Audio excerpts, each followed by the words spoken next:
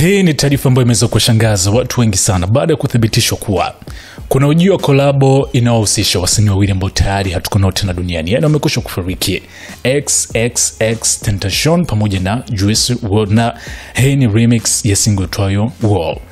Wall ni single inayopatikana kwenye Skin album ya The Late XXXTentacion iliyotoka mwaka 2018, miezi kadhaa mara baada tu ya kuuliwa, yani kupigwa risasi na kufariki. So ilikuwa inapatikana kwenye Skin album posthumous, yani album ambayo inaachiwa baada ya msanii husika kufariki, na licha kuwa hii ni album ambayo alifariki akiwa tayari imekwisha kukamilisha, yani imekwisha kuandaliwa tayari. So ni moja single iliyokuwa ikipatikana kwenye album hii. Sasa remix inakuja Mei 30 mwaka 2025.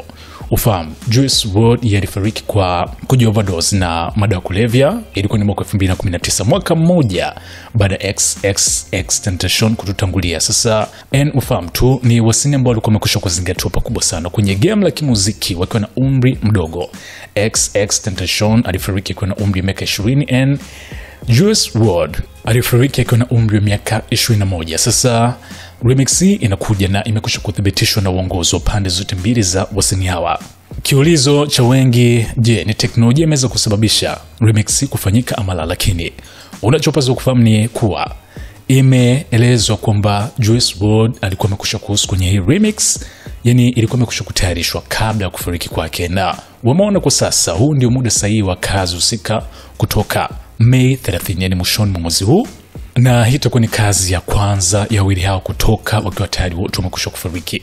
So kwa mashabiki wa XXXTentacion pamoja na Juice WRLD ni habari positive, na ukizingatia kwa wenzetu, ukiachana legacy ambao wasanii wakifariki wanakuwa wameiacha, lakini biashara ya kila ambacho umekwisha kutengeneza inaendelea kutengenezwa mazingira kuona namna gani uongozi ama hata familia inafaidika, na hiki ndicho ambacho kwa sasa kinafanyika.